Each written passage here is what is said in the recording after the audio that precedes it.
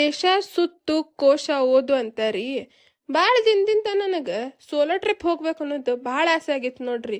ನಮ್ಮವ್ವ ಇವತ್ತು solo trip ಹೋಗಾಕ ಪರ್ಮಿಷನ್ ಕೊಟ್ಟ ಬಿಟ್ರಿ. ಎಲ್ಲಿ ಹೋಗಿ ಅಂದಿದ್ರ ಗೊತ್ತೇನ್ರಿ?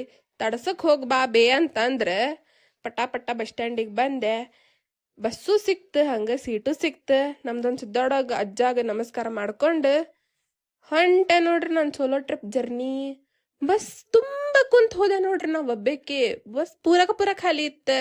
1.5 ತಾಸಿನೊಳಗ ನಂದು ಡೆಸ್ಟಿನೇಷನ್ ರೀಚ್ ಆದೆ ನೋಡ್ರಿ. ನಾ ತಡ್ಸಕ್ ಬಂದ್ಯಾರಿ, ಗಾಯತ್ರಿ ತಪೋವನಕ್ ಬಂದ್ಯಾರಿ.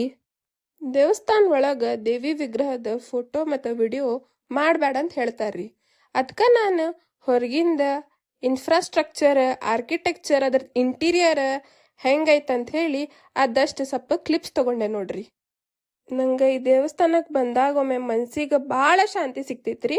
ನಮಗೆ ಏನೋ ಒಂದು ಕೆಲಸ ಅದು ಆಗಾತಿದ್ದಿಲ್ಲ ಅಂದ್ರೆ ಇಲ್ಲಿ ಬಂದು ದೇವಿಗೆ ಸ್ವಚ್ಛ ಮನಸ್ಲೆ ಪ್ರಾರ್ಥನೆ ಮಾಡ್ಕೋಬೋದು ನೋಡ್ರಿ. ಈ ದೇವಸ್ಥಾನ ಒಳಗೆ ಗೋಶಾಲ ಐತ್ರಿ.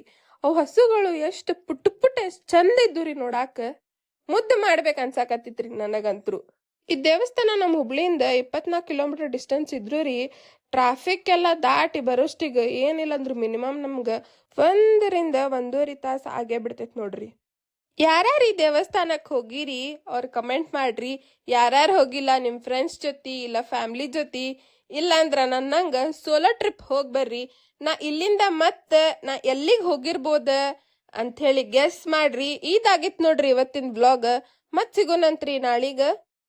ನಿಮಗೆ ಯಾವ್ದಾದ್ರು ಹುಬ್ಳಿ ಸರೌಂಡಿಂಗ್ ಟೆಂಪಲ್ಸ್ ಇಲ್ಲ ಯಾವ ಪ್ಲೇಸಸ್ ಗೊತ್ತಿದ್ರ ಕೆಳ ಕಮೆಂಟ್ ಮಾಡ್ರಿ. ನಾ ಹೋಗಿ ಅದನ್ನ ಎಕ್ಸ್ಪ್ಲೋರ್ ಮಾಡಿ ಜನರಿಗೆ ತಿಳಿಸ್ತೇನಂತ.